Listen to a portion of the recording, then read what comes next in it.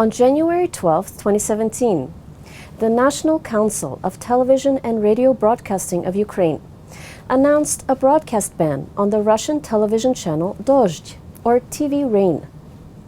By mid-February, all cable television providers in Ukraine must stop airing Dozhd.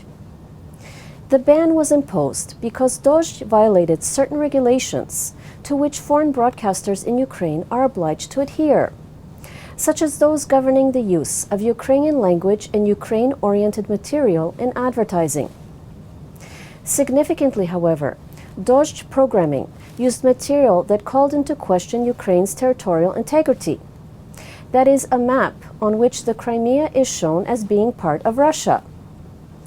In general, Dozhd is perhaps the most liberal television channel in Russia, and in many ways it is opposed to the regime of Vladimir Putin. Because of this, some people in Ukraine and in the European Union have questioned the decision to exclude Dozhd from Ukrainian airwaves. Recently, however, Dozhd had considerably softened its anti-Putin position.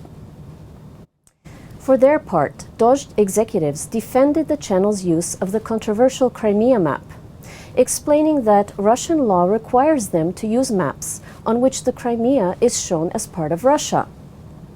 But Ukrainian officials rejected these excuses, pointing out the obvious fact that all media outlets broadcasting in Ukraine must adhere to Ukrainian law.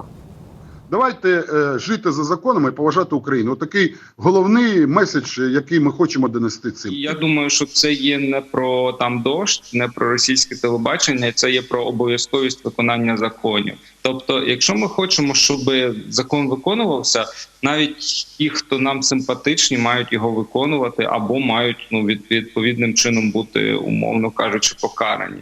On January 13th, a protest took place in front of the Constitutional Court of Ukraine, which is currently examining the constitutionality of the so-called Kivalov-Kolesnichenko language law.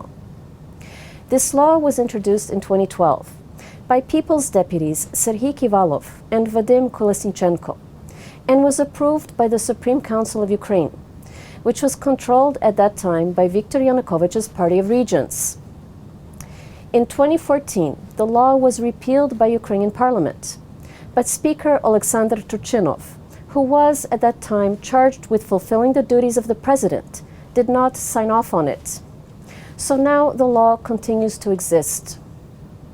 In theory, this law gives any minority language in Ukraine the status of a regional language in regions where the percentage of a given national minority exceeds 10%.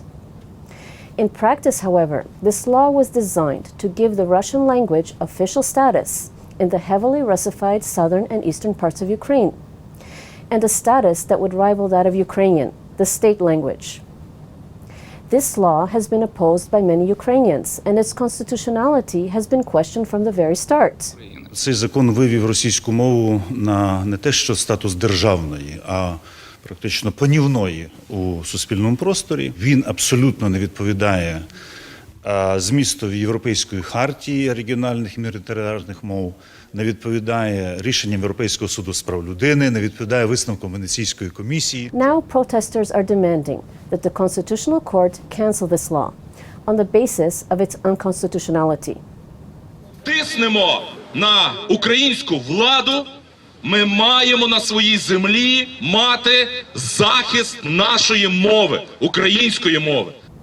I'm Tania Stech, and this was Ukraine in the News. Канал 1+1 тепер доступний на Bell International Programming.